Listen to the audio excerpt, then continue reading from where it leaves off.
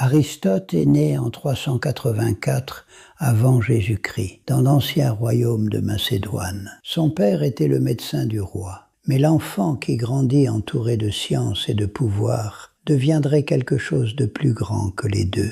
Il deviendrait l'homme qui a appris au monde à penser. On l'a appelé le maître. D'autres disaient simplement le philosophe. Il fut le précepteur d'Alexandre le Grand. Pendant que son élève conquiert des territoires avec des armées, Aristote conquiert quelque chose de plus difficile, l'esprit humain. À Athènes, il fonde sa propre école, le lycée. Il enseignait en marchant. Ses élèves furent surnommés les péripatéticiens, ceux qui apprennent en marchant. Et peut-être que cela en dit long sur lui. Pour Aristote, penser n'a jamais été quelque chose de distant de la vie. Penser, c'était marcher à l'intérieur d'elle.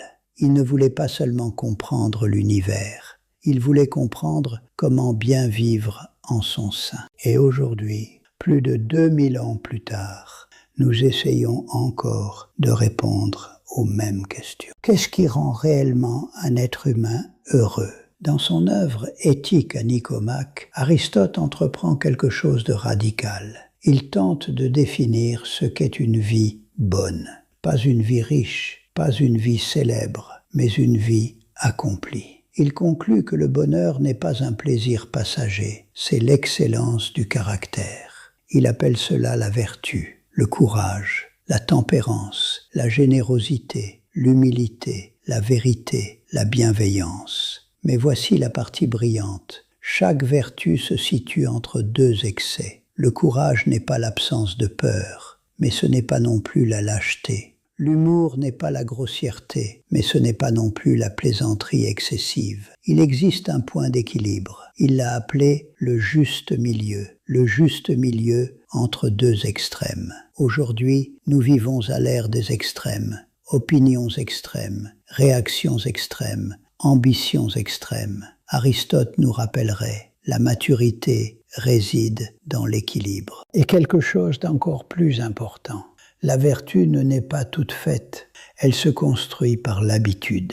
On ne devient pas courageux en un jour, on pratique le courage, on échoue, on apprend, on ajuste. L'excellence morale est un entraînement et cela change tout, parce que cela signifie que personne n'est condamné par son caractère. À quoi sert l'art ? Dans la Grèce antique, des foules entières se rassemblaient pour assister à des tragédies, des histoires de rois qui tombent, des héros qui se trompent, des vies détruites par une seule décision. Pourquoi ? Pourquoi regarder la souffrance ? Aristote répond avec un mot, la catharsis. L'art nous purifie. Il nous rappelle que des choses terribles arrivent même à des personnes honorables. Il nous enseigne la compassion.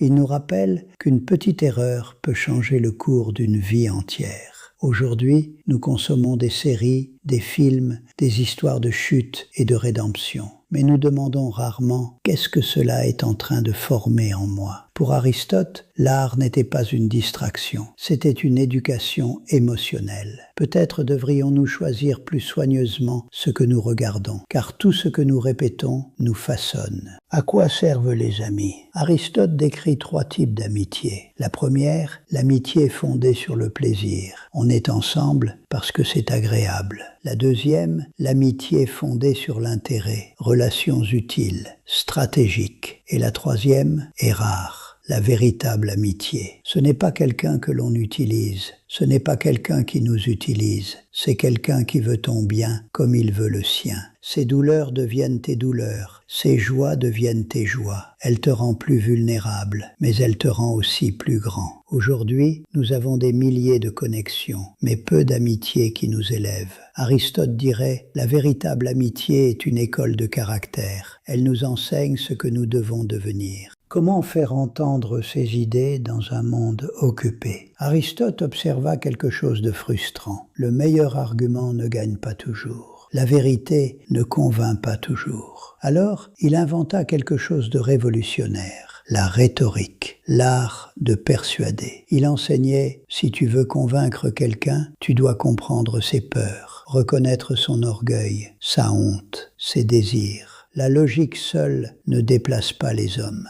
À l'ère numérique, c'est encore plus évident. Les gens n'achètent pas des arguments, ils adhèrent à des récits. Aristote ne méprisait pas cela. Il a choisi de l'apprendre et de l'utiliser avec responsabilité. Peut-être est-ce là l'une des plus grandes leçons pour aujourd'hui. Si tu crois en quelque chose de bon, apprends à bien le communiquer. La philosophie comme pratique. Aujourd'hui, le mot philosophie semble lointain, académique, théorique, abstrait. Mais pour Aristote, la philosophie était pratique. Elle concernait comment mieux vivre, comment mieux aimer, comment mieux argumenter, comment devenir meilleur. Il ne voulait pas que tu mémorises des idées, il voulait que tu façonnes ton caractère. Et peut-être que la question finale n'est pas « qui était Aristote ?», mais plutôt « que pratiques-tu chaque jour ?» Car, comme il l'a enseigné, nous devenons ce que nous répétons. L'excellence n'est pas un acte, c'est une habitude. Et peut-être que le véritable héritage d'Aristote ne se trouve pas dans les livres, mais dans la discipline silencieuse de ceux qui choisissent de s'améliorer chaque jour.